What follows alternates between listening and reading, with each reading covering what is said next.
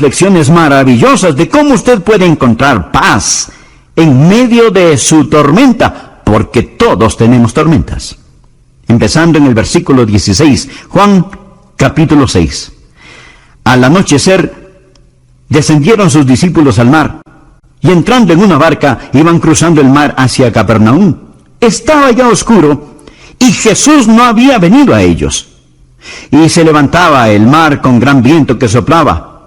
Cuando habían remado como 25 o 30 estadios, vieron a Jesús que andaba sobre el mar y se acercaba a la barca, y tuvieron miedo, mas él les dijo: yo soy, no temáis.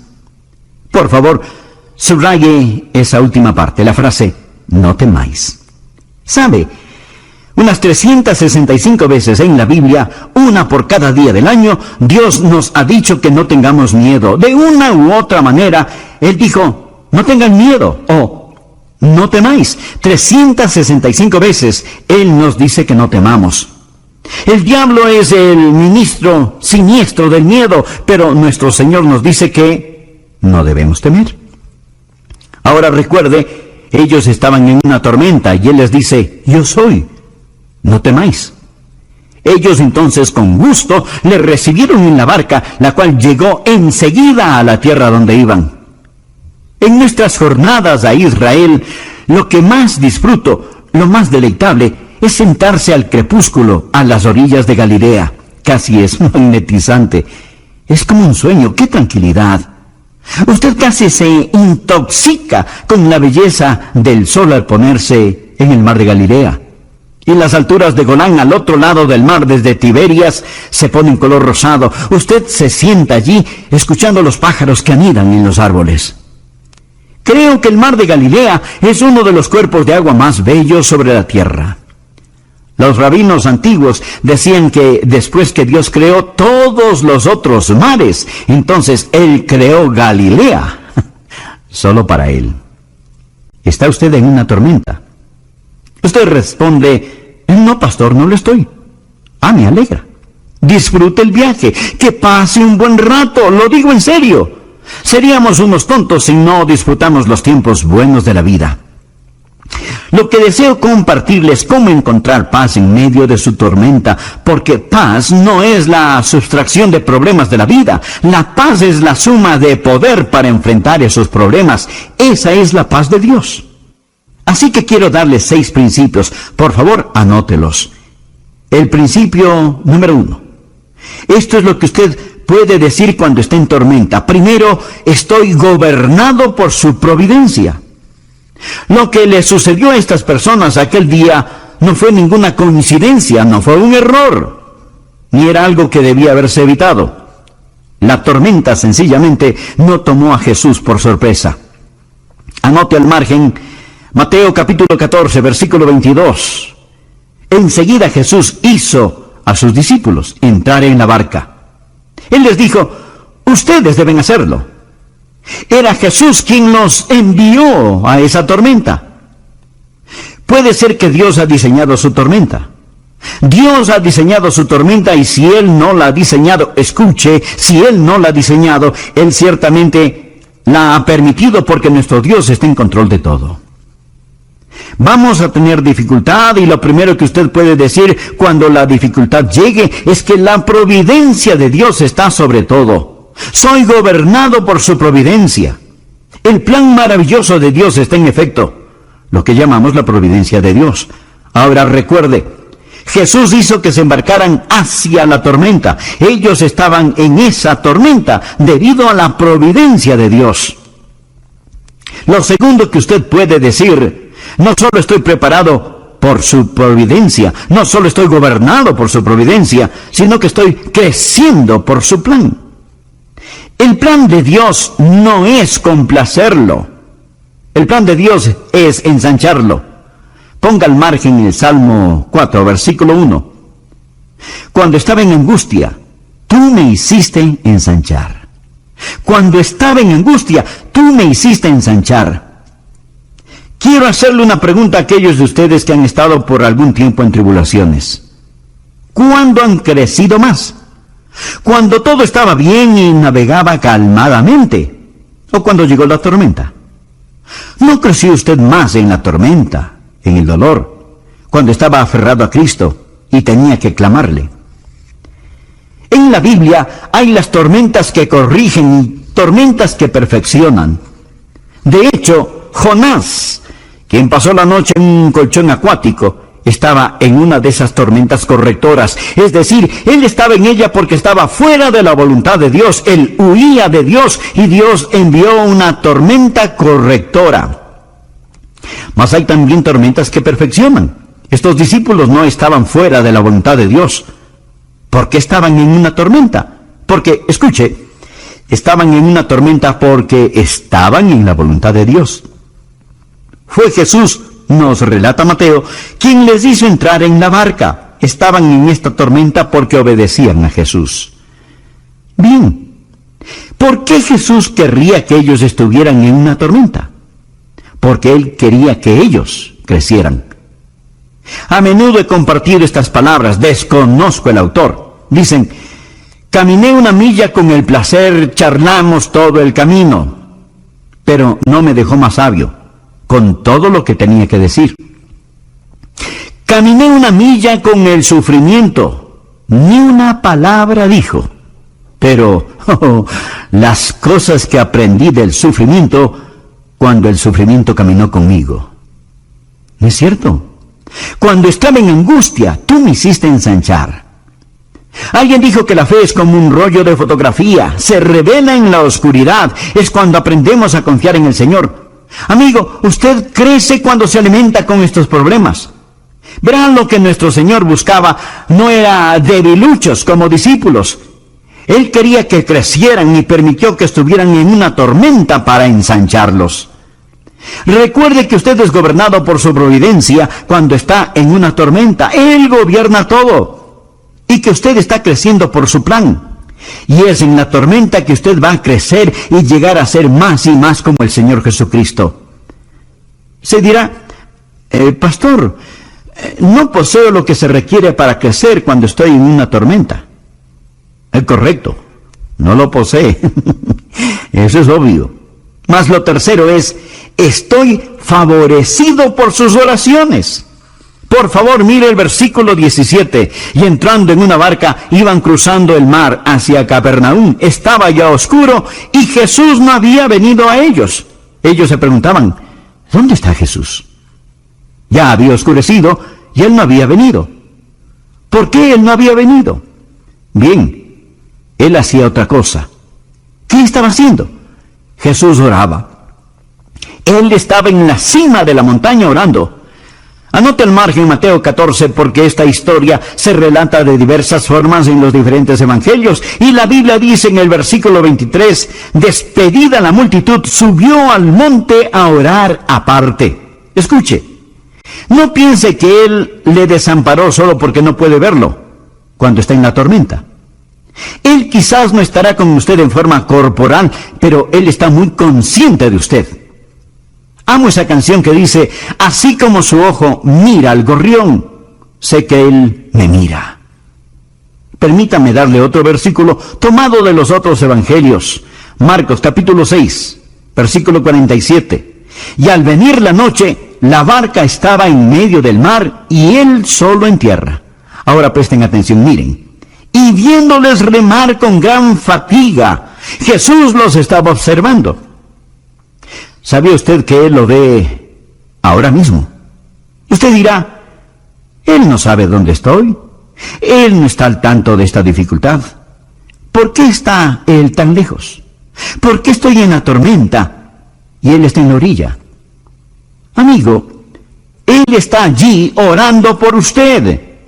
Él se apartó a un monte para orar. Él está allí en el monte mirando hacia abajo. Él ve a través de la oscuridad. Ellos no podían verlo, mas Él sí. ¿Y qué estaba haciendo? Él estaba orando. Deseo un pensamiento bendito. Permítame compartírselo. Usted está en la lista de oración de Jesús. Usted está en la lista de oración de Jesús. No hay nada más consolador para mí que alguien me diga que está orando por mí. No solo favorecido por sus oraciones, sino también estoy animado por su presencia. Él vendrá. Mire, por favor, nuevamente, Juan 6, el versículo 20. Mas Él les dijo, yo soy. No temáis. Y en Mateo, Él les dice que tengan ánimo. Mateo 14, versículo 27. Pero enseguida Jesús les habló diciendo, tened ánimo, yo soy, no temáis. Puedo ver a estos discípulos con el sudor en su frente y sus rostros reflejando el temor. Sus manos ceñidas a los remos, fatigados con dolor de espalda, remando y remando. Pedro exclama, más fuerte que nos vamos a hundir. Y Tomás dice, no creo que vayamos a lograrlo, vamos a naufragar. Entonces ellos ven a Jesús. Le pregunto, ¿por qué Cristo no llegó antes? ¿Por qué esperó? Él esperó allí por mucho tiempo. Si usted lee la historia, se dará cuenta que ellos estuvieron en alta mar durante 6 agonizantes horas, y aquí se encontraban en la hora más oscura de la noche. Mateo relata que Jesús llegó en la 4ª vigilia de la noche. Eso es entre las 3 y las 6 de la mañana, la hora más oscura, durante 6 largas y agonizantes horas. Y pareciera que Él se había olvidado de ellos. No fue Jesús quien se había olvidado de ellos. Realmente fueron los discípulos quienes...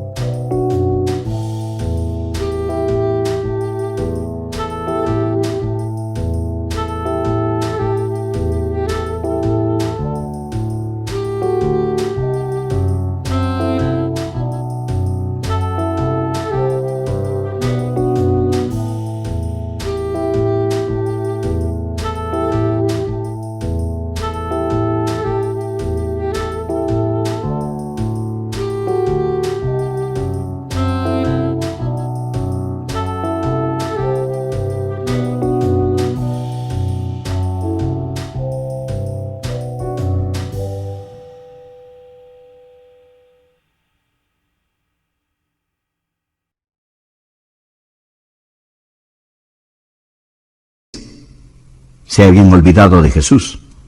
¿Sabe? Jesús acababa de realizar un milagro. Si usted lee la historia en el 6º capítulo de Juan, se dará cuenta que Jesús había alimentado a 5,000 personas. Note por favor el versículo 12. Y cuando se hubieron saciado, dijo a sus discípulos, recoged los pedazos que sobraron, para que no se pierda nada. Recogieron pues y llenaron 12 cestas de pedazos. Bien, ¿por qué llenaron ellos 12 cestas? ¿Cuántos discípulos? 12 discípulos. Bien, Él les dijo, ahora recojan todo, recojan los pedazos que sobraron. Cada discípulo tenía una cesta de pan al lado de sus pies. En esta barca hay una cesta de pan. Él acababa de llevar a cabo un milagro y ahora ahí están ellos llenos de temor. Ellos pensaban, ¿por qué Jesús se ha olvidado de nosotros? Ellos se habían olvidado de Jesús. Ellos se olvidaron de lo que Él había hecho. ¿Acaso no tendemos a hacer eso? Es decir, ¿cuántas veces nuestro Señor nos ha liberado, realizado milagros para nosotros, pero nosotros nos hemos olvidado? Lo que ellos debieron haber hecho, lo que Pablo enseña en 1 de Tesalonicenses capítulo 5, versículo 18. Dad gracias en todo, porque esta es la voluntad de Dios para con vosotros en Cristo Jesús. Pero nuestro Señor esperó. ¿Por qué esperó? Bueno, su espera, su retraso, antes de llegar a ellos, fue estratégico y deliberado. Por favor, anote este versículo, Isaías capítulo 30, versículo 18. Por tanto, Jehová esperará para tener piedad de vosotros. ¿No es este un versículo maravilloso? Por tanto, Jehová esperará, no para ser cruel con usted, sino para tener piedad de vosotros y por tanto será exaltado. Dios está en el negocio de traer gloria para sí. Será exaltado teniendo de vosotros misericordia, porque Jehová es Dios justo. Eso significa discernimiento. Él no solo sabe lo que usted quiere, Él sabe lo que usted necesita. Y entonces dice, bienaventurados todos los que confían en Él. Dios espera. Usted necesita esperar. ¿Y sabe lo que Dios espera? Dios está esperando que usted espere en Él. Lo repito, Dios está esperando que usted espere en Él. Dios desarrolla paciencia. Dios nunca tiene prisa, ni nunca se atrasa.